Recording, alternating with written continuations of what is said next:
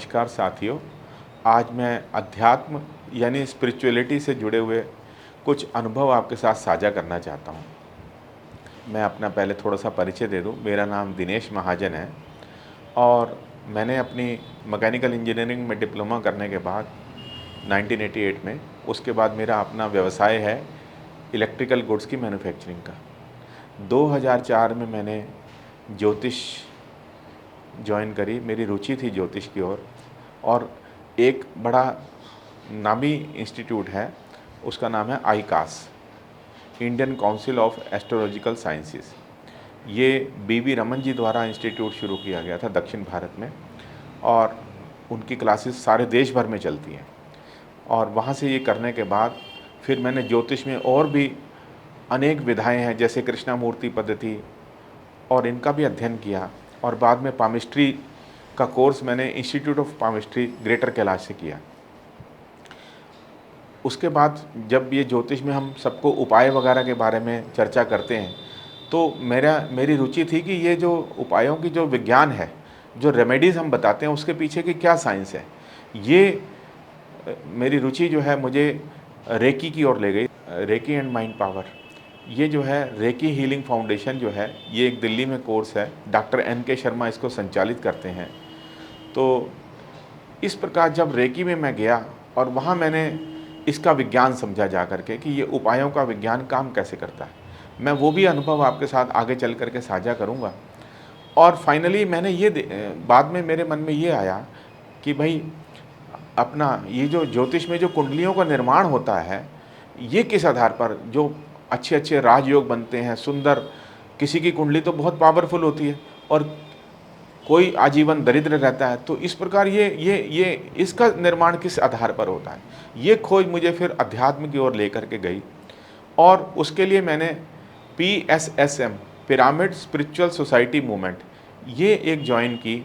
ये बंगलोर में ब्रह्म ऋषि पत्री जी द्वारा संचालित ध्यान की यहाँ क्लासेस चलती हैं और ये भी पूरे देश भर में इस समय अपना ध्यान से संबंधित, मेडिटेशन से संबंधित कोर्स को प्रचारित कर रहे हैं।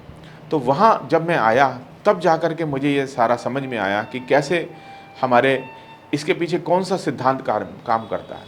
तो जो इसके पीछे कर्म का सिद्धांत काम करता है, कर्मा थ्योरी, तो ये जो है उसके आधार पर मैं ये आज जो पहला जो आपके सामने इस चैनल के माध्यम से आपके सामने रूबरू हो रहा हूँ, तो ये कर्मा थ्योरी के से संबंधित कुछ विषय मैं आपके सामने रखना चाहता हूँ। मित्रों, मैंने जैसे पीछे निवेदन किया कि भाई ये जो कुंडलियाँ जो हमारी बनती हैं, इनका निर्माण होता है, ये कर्म के सिद्धांत के ऊपर जो है ना, इनका निर्माण होता है। अब ये कर्मा थ्योरी काम कैसे करती है? आपने जब ये हमारी आत्मा जो है ये ब्रह्म से बिछुड़ती है, ब्रह्म से अलग होती है, तो सबसे पहले ये पाषाण उसमें आती है, योनि में आती है, जो पर्वतों में, पहाड़ों में, इस पर पत्थर, इस योनि में। उसके बाद इसकी यात्रा आगे चलने के बाद कई वर्षों तक इस प्रकार रहने के बाद फिर ये प्लांट किंगडम में आती है, पेड़ पौधे और इस प्रकार की सारी चीज़ें जो है।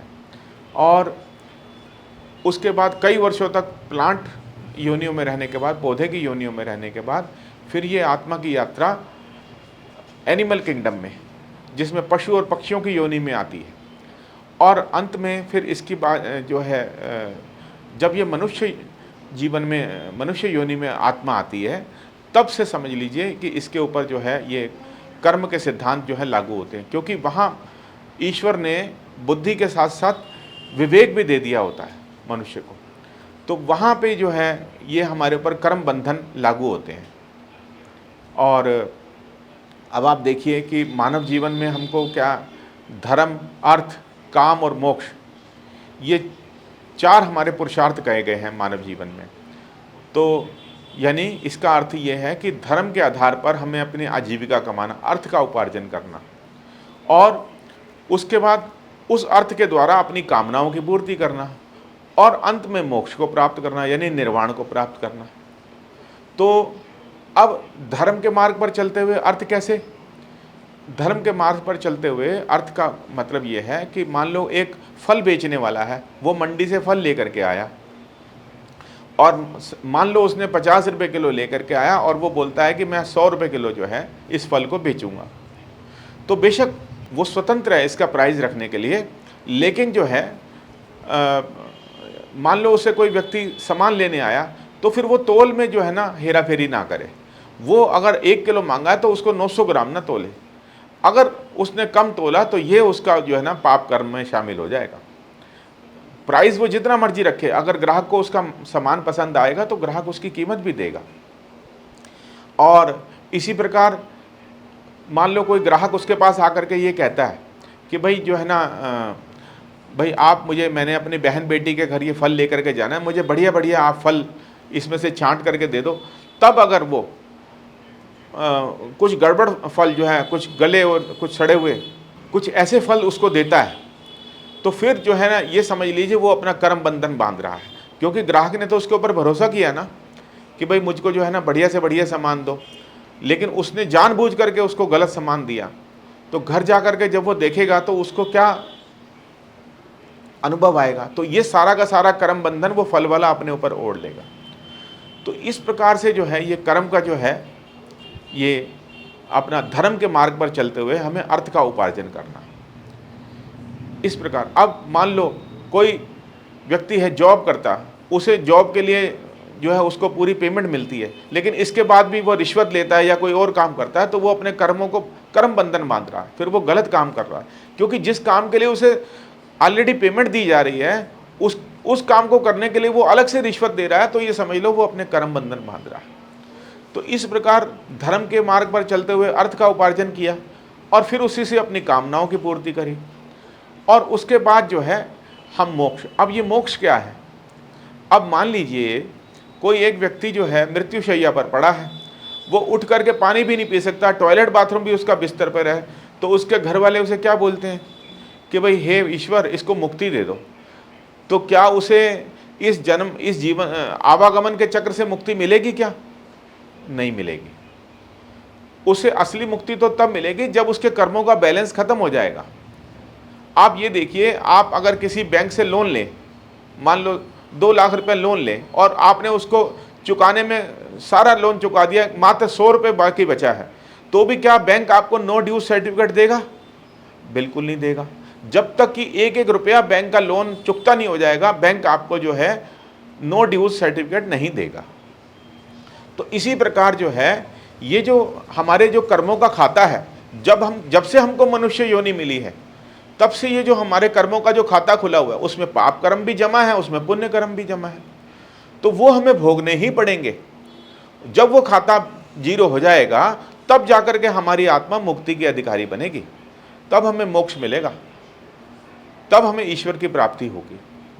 अब ये जो है ये खाता जो है पाप कर्म और पुण्य कर्मों का, ये कैसे हमें पता लगे? तो अब ये जो है ना इसको हमें जीरो करना है। तो अब ये पुण्य कर्म कौन से हैं?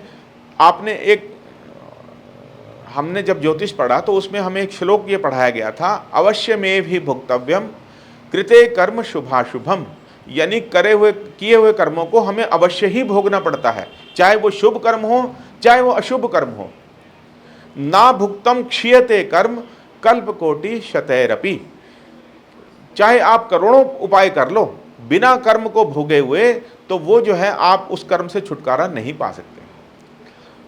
अब मान लीजिए आपने पीछे जब से आपने मनुष्य योनि ली, मनुष्य योनि आपको प्राप्त हुई और आपके 70,000 कर्म मान लो आपके पुण्य कर्म संचित हैं और 30,000 मान लो पाप कर्म संचित हैं, तो अब आपकी आत्मा ने इस बार जब आपका ये जीवन मिला तो इस बार आत्मा अपना जर्नी प्लान तय करके आती है। इसको बोलते हैं सोल प्लान।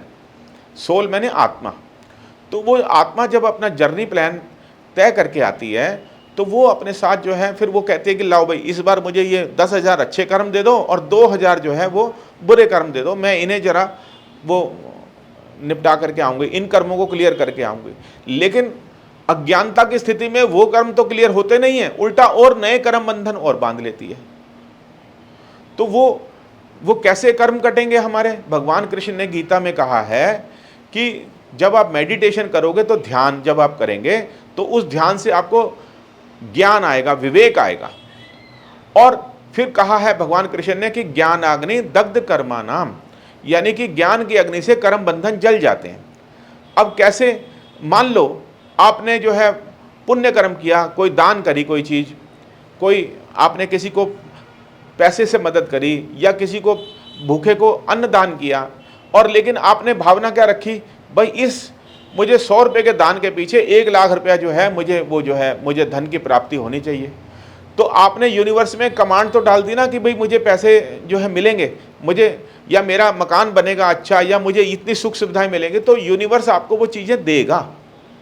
लेकिन अगर इस जन्म में आप प्लानिंग करके नहीं आए तो फिर आपको उसके लिए अगला जन्म लेना पड़ेगा, यानी पुण्य कर्मों का फल भोगने के लिए आपको इस धरती पर आना ही पड़ेगा। और पाप कर्मों का फल तो जो है अपना वो तो भोगना ही पड़ेगा, वो तो बिना कहे। जैसे लाखों गौओं के बीच में बछड़ा अपनी माता जी को पहचान लेता है ना, अपनी गाय को पहचान लेता है, तो इसी प्रकार जो है हमारे द्वारा पाप कर्म किया हुआ वो हमारे को जन्म जन्मांतर तक हमारा पीछा नहीं छोड़ता। और इसी प्रकार जो है अपना आपने भीष्म पितामह का प्रसंग सुना होगा, कितने वर्ष पूर्व उन्होंने एक सांप को उठा करके झाड़ियों में, कांटेदार झाड़ियों में फेंका था, जिसके कारण उन्हें ये अंतिम समय में बानों की शैया पर सोना पड़ा था। तो इसलिए कर्म करते समय बड़ी सावधानी बरतनी चाहिए। अब इस कर्म से जो है, इस कर्म बंधन से हम छुटकारा कैसे मिले? सबसे पहले तो ये तो तय हो गया कि हमें ऐसे कर्म करने चाहिए जब, जैसे भगवान कृष्ण ने गीता में कहा है, कर्मण्ये वाधिकारस्ते माँ फलेषु कदाचन माँ कर्म फल हेतुर्भू माँ ते संगोत्सव कर्मणि, यानी हे मनुष्य तेरा कर्म करने में अधिकार है। अब कौन से कर्म करने में अधिकार है? देखिए, कोई आदमी अपना बिजनेस कर रहा है या जॉब पे जा रहा है, अगर उसे सैलरी नहीं मिलेगी या बिजनेस वाले को प्रॉफिट नहीं होगा तो उसका फ़ायदा क्या? उसका तो मन ही नहीं लगेगा। तो कुछ तो कर्म होते हैं स्वाभाविक कर्म, जैसे भोजन करना, स्नान करना, शौच आदि क्रियाओं से निवृत्त होना, ये कर्म तो हम सबके लिए एक सहज कर्म है, ये तो हमें करने ही करने हैं। लेकिन अब कोई व्यवसाय कर रहा है, कोई फैक्ट्री चला रहा है, मान लो कोई जॉब पे जा रहा है, सर्विस सेक्टर का व्यक्ति है, कोई जॉब कर रहा है, तो अगर उसको मानधन नहीं मिलेगा महीना पूरे होने के बाद, तो उसके लिए भगवान कृष्ण ने भी नहीं मना किया।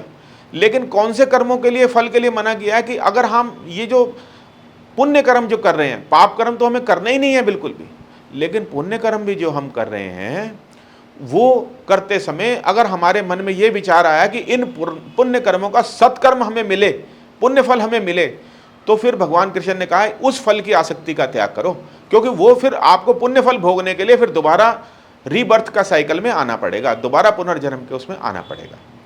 तो अब इस कर्म के सिद्धांत को, अब हम इस कर्म के से मुक्ति कैसे पा सकते हैं, इस जो है अपना वो विवेक हमारा कैसे जागृत होगा, वो मैं अगले एपिसोड में इसकी चर्चा करूँगा।